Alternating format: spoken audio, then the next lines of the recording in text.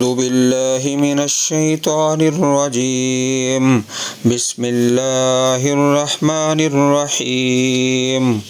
سورۃ القمر، سورہ القمر کا رکوع نمبر 3، تیسرا اور آخری رکوع، پارہ نمبر 27۔ اعوذ باللہ من الشیطان الرجیم بسم اللہ الرحمن الرحیم۔ وَلَقَدْ جَاءَ آلَ فِرْعَوْنَ النُّذُرُ كَذَّبُوا بِآيَاتِنَا كُلِّهَا فَأَخَذْنَاهُمْ أَخْذَ عَزِيزٍ مُقْتَدِرٍ أَكُفَّارُكُمْ خَيْرٌ مِّنْ أُولَئِكُمْ أَمْ لَكُمْ بَرَاءَةٌ فِي الزُّبُرِ أَمْ يَقُولُونَ نَحْنُ جَمِيعٌ مُّنتَصِرٌ سَيُهْزَمُ الْجَمْعُ وَيُوَلُّونَ الدُّبُرَ بَلِ السَّاعَةُ مَوْعِدُهُمْ وَالسَّاعَةُ أَدْهَىٰ وَأَمَرُّ إِنَّ الْمُجْرِمِينَ فِي ضَلَالٍ وَسُعُرٍ يَوْمَ يُسْحَبُونَ فِي النَّارِ عَلَىٰ وُجُوهِهِمْ ذُوقُوا مَسَّ سَقَرَ إِنَّا كُلَّ شَيْءٍ خَلَقْنَاهُ بِقَدَرٍ وَمَا أَمْرُنَا إِلَّا وَاحِدَةٌ كَلَمْحٍ بِالْبَصَرِ وَلَقَدْ أَهْلَكْنَا أَشْيَاءَكُمْ فَهَلْ مِن مُّدَّكِرٍ وَكُلُّ شَيْءٍ فَعَلُوهُ فِي الزُّبُرِ وَكُلُّ صَغِيرٍ وَكَبِيرٍ مُّسْتَطَرٍ إِنَّ الْمُتَّقِينَ فِي جَنَّاتٍ وَنَهَرٍ فِي مَقْعَدِ صِدْقٍ عِندَ مَلِيكٍ مُقْتَدِرٍ۔ سورہ القمر، آخری رکوع۔ اللہ پاک نے اس میں سب سے پہلے تو آل فرعون کا قصہ ذکر فرمایا ہے اور قریش کو نصیحت کی ہے اور سرزنش کی ہے قریش کو، اور اس کے بعد مجرمین کا انجام اس کا ذکر فرمایا ہے، اور پھر تقدیر کا اللہ تعالیٰ نے بیان فرمایا، اور اس کے بعد یہ سورت مبارک کو مکمل کیا پرہیزگاروں کا اچھا انجام۔ وَلَقَدْ جَاءَ آلَ فِرْعَوْنَ النُّذُرُ، اور بلا شبہ یقیناً آل فرعون کے پاس بھی ڈرانے والے آئے۔ النذر، ڈرانے والے۔ آل فرعون، اللہ تعالیٰ نے فرعون اور اس کی قوم کا ذکر کرتے ہوئے فرمایا ہے کہ ان کے پاس اللہ تعالیٰ کے رسول جناب موسیٰ علیہ السلام اور ان کے بھائی ہارون علیہ السلام آئے، اور انہوں نے اپنی قوم کے لوگوں سے کہا کہ اگر ایمان لے آؤ گے تو تمہارے لیے جنت کی بشارت ہے، اور اگر کفر کرو گے تو پھر تمہارے لیے دوزخ کی وعید ہے۔ اللہ تعالیٰ نے اپنے دونوں نبیوں کو کئی عظیم الشان معجزات اور مختلف نشانیوں سے نوازا، مگر فرعون اور اس کی قوم کے لوگوں نے ان سب کو جھٹلا دیا، تو اللہ تعالیٰ نے ان کو غالب و طاقتور کی طرح پکڑا اور سب کو اس طرح ہلاک کر دیا کہ ان میں سے کوئی خبر دینے والا، کوئی دیکھنے والی آنکھ یا کوئی نشان تک باقی نہ چھوڑا، کوئی چیز نہیں باقی چھوڑی۔ اور بلا شبہ آئے آل فرعون کے پاس النذر، ڈرانے والے، کذبوا بآیاتنا کلھا، انہوں نے جھٹلایا ہماری آیات کو تمام کو، سب نشانیاں۔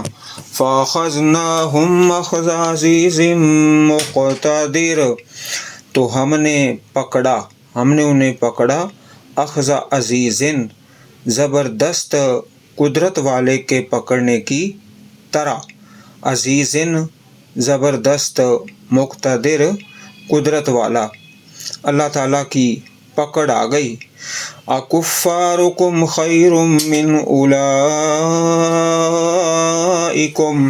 ام لکم براءۃ فی الزبر، کیا تمہارے کافر اہل عرب کے خیر بہتر ہیں تم سے، یا تمہارے لیے برات ہے، برات تمہارے لیے آزادی ہے، فی الزبر پہلے صحیفوں کے اندر۔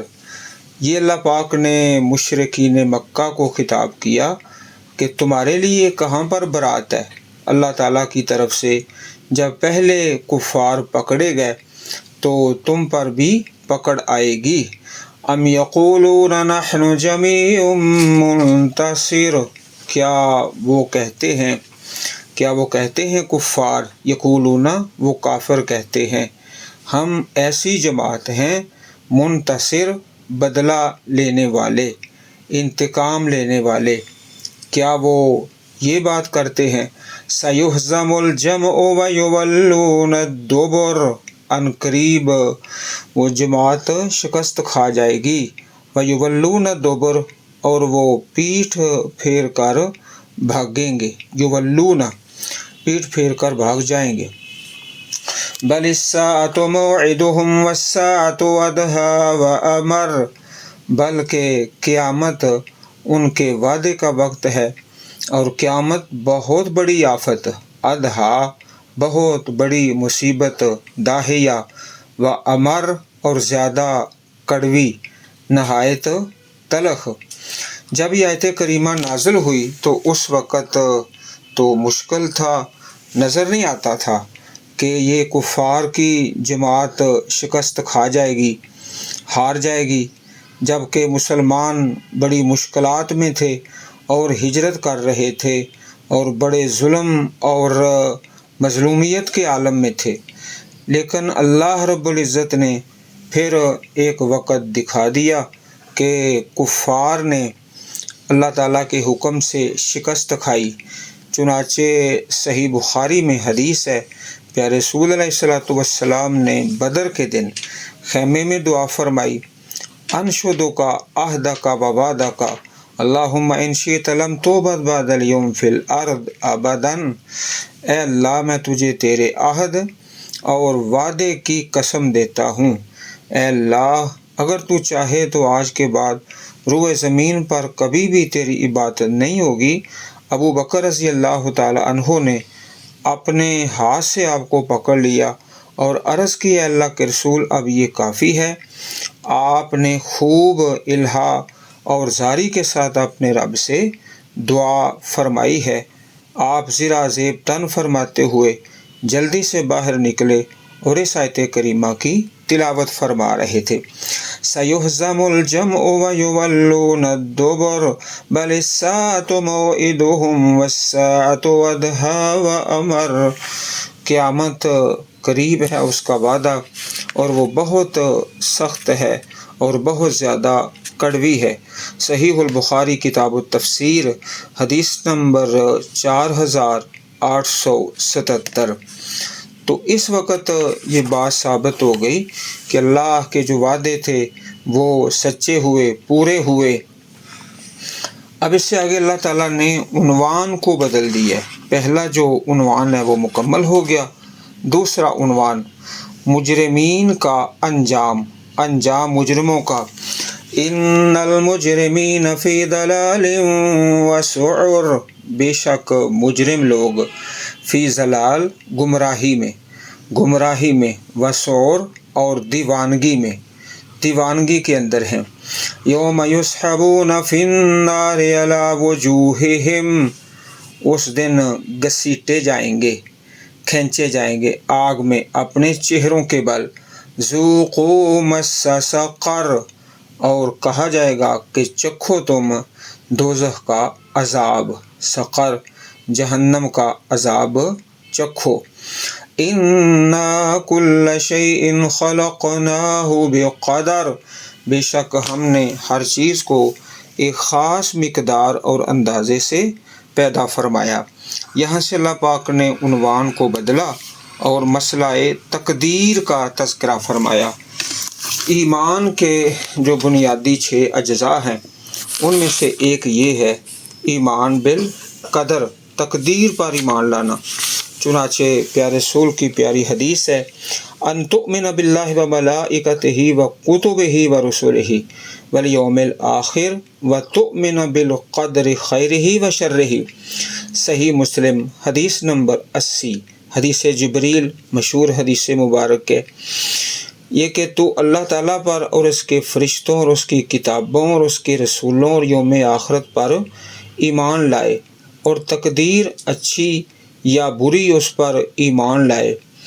اچھی تقدیر کا خالق بھی اللہ تعالیٰ ہے اور بری کا بھی مجوس کی طرح نہیں ہے۔ مجوسی 2 خالق مانتے تھے، ایک خیر کا خالق جسے یزداں کہتے اور ایک شر کا خالق جسے اہرمن کہا جاتا۔ بلکہ تقدیر پر ایمان لانا یہ ایمان کا حصہ ہے۔ بنیادی جو ایمان کے 6 ارکان ہیں ان میں سے ایک یہ ہے۔ عبداللہ بن عمر رضی اللہ عنہما بیان کرتے ہیں کہ میں نے رسول اللہ صلی اللہ علیہ وسلم سے سنا، آپ فرماتے تھے کتب اللہ مقادیر الخلائق قبل ان یخلق السماوات والارض ب50,000 سنۃ قال وعرشہ علی الماء۔ صحیح مسلم حدیث نمبر 2653۔ اللہ تعالیٰ نے تمام مخلوقات کی تقدیریں آسمان و زمین پیدا کرنے سے 50,000 سال پہلے لکھ دی۔ فرمایا اور اس وقت اس کا عرش، اللہ پاک کا عرش پانی پر تھا۔ حضرت عبداللہ بن عمر رضی اللہ عنہما بیان کرتے ہیں کہ رسول اکرم صلی اللہ علیہ وسلم نے فرمایا کل شیء بقدر حتی العجز والکیس۔ صحیح مسلم حدیث نمبر 2655۔ ہر چیز تقدیر سے ہے حتیٰ کہ عاجزی اور عقل مندی بھی، یعنی بعض لوگ جو بیکار اور نکھٹو ہوتے ہیں اور بعض عقل مند اور ہوشیار، تو یہ بھی تقدیر میں لکھا جا چکا ہے۔ اگر اللہ پاک نے کسی کا 6 فٹ قد طے کیا ہے تو 6 فٹ ہی ہوگا، اگر سعید ہے تو وہ سعید ہے، اگر شقی ہے تو شقی ہے۔ اللہ رب العزت کی جو تقدیر ہے، علم الہی یہ نافذ ہو کر رہتا ہے۔ یہاں اس آیت کریمہ میں اللہ پاک نے اسی چیز کا تذکرہ فرمایا، اِنَّا كُلَّ شَيْءٍ خَلَقْنَاهُ بِقَدَرٍ، بے شک ہم نے ہر چیز کو ایک خاص مقدار کے ساتھ پیدا فرمایا، خاص مقدار کے ساتھ۔ پیارے رسول کا پیارا فرمان ہے، ان اول ما خلق اللہ تعالی القلم ثم قال اکتب۔ اللہ نے سب سے پہلے قلم کو پیدا فرمایا اور کہا لکھو۔ فجرا فی تلک الساعۃ بما هو قائم الی یوم القیامہ، پھر ہر چیز جاری ہو گئی جو قیامت تک ہونے والی ہے۔ جامع ترمذی ابواب القدر حدیث نمبر 2155۔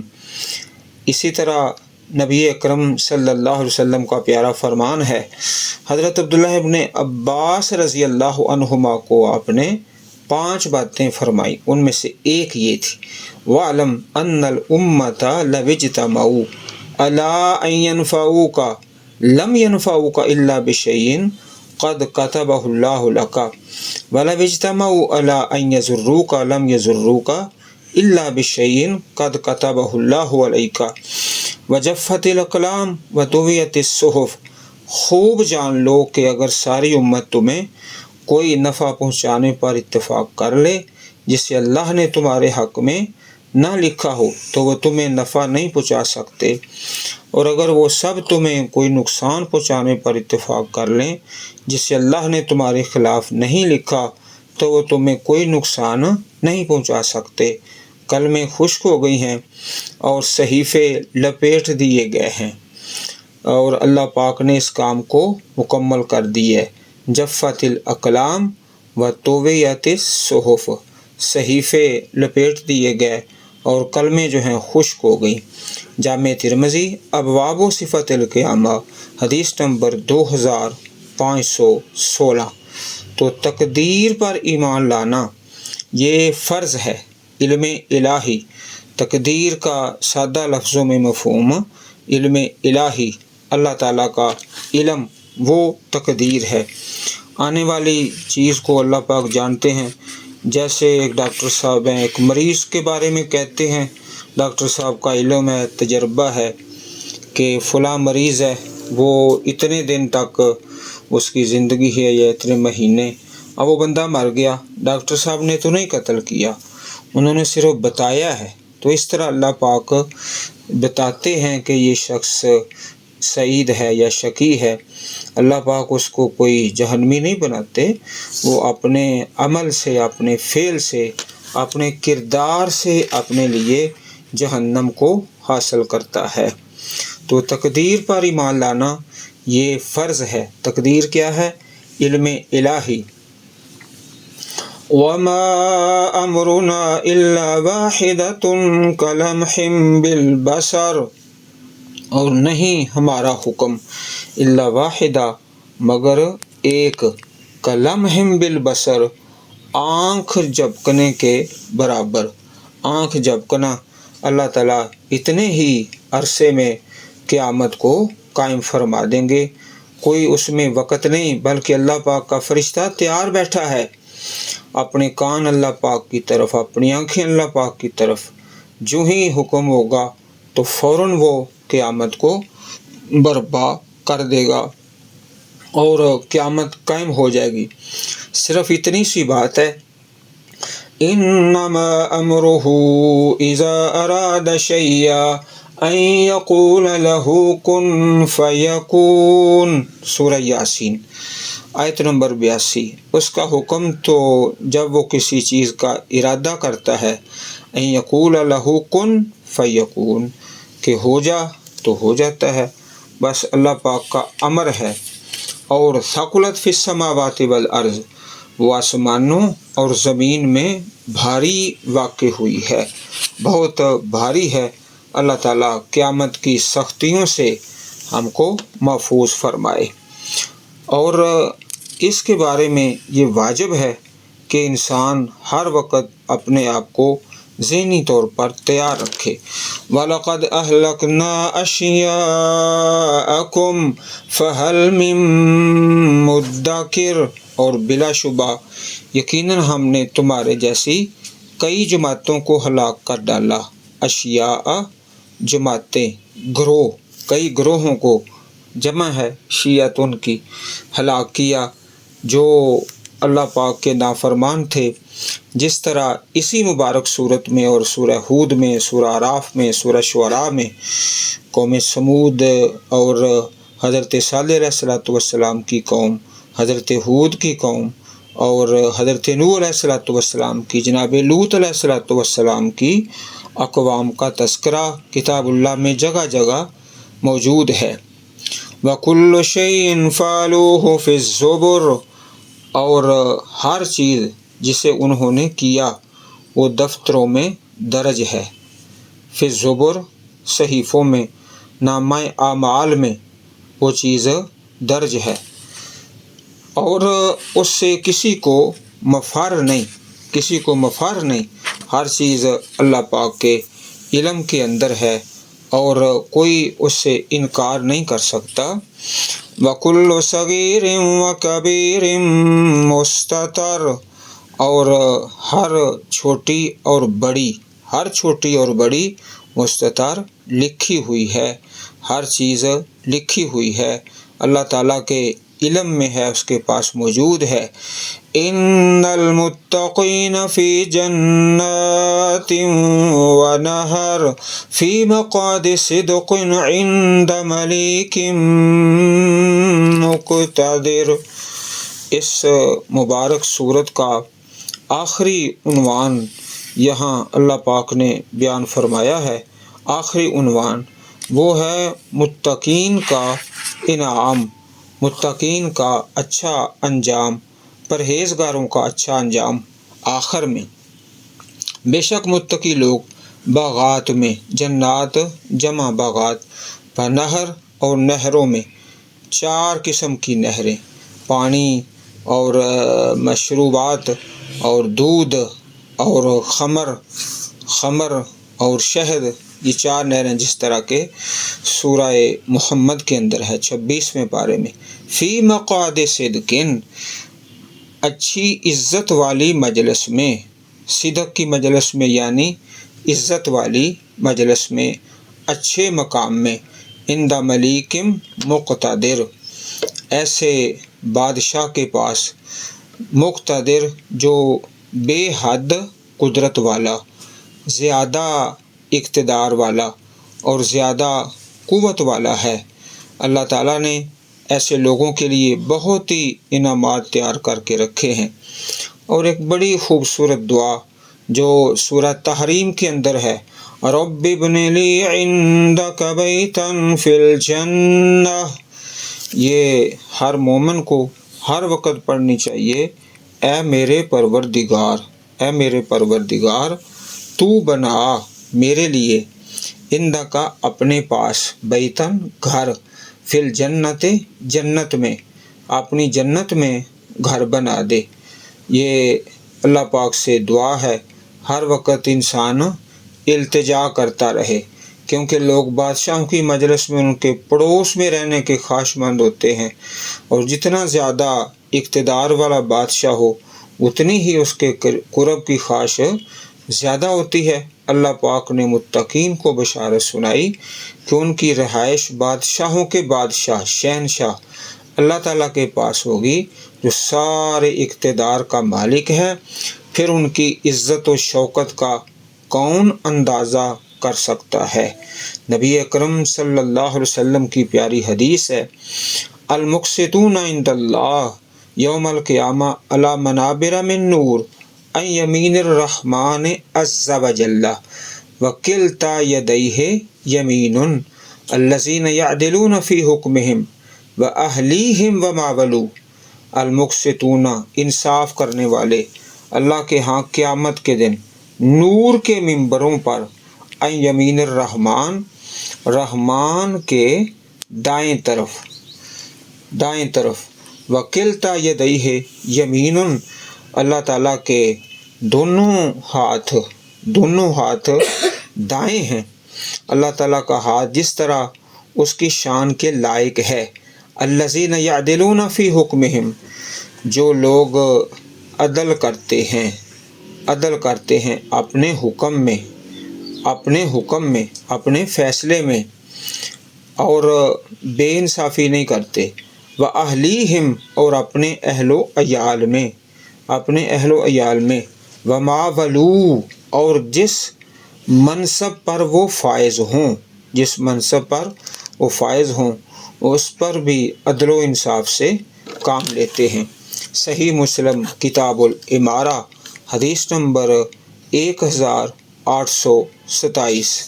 رب ابن لی عندک بیتا فی الجنہ، اے اللہ اپنے پاس ہمارا گھر جنت میں بنا۔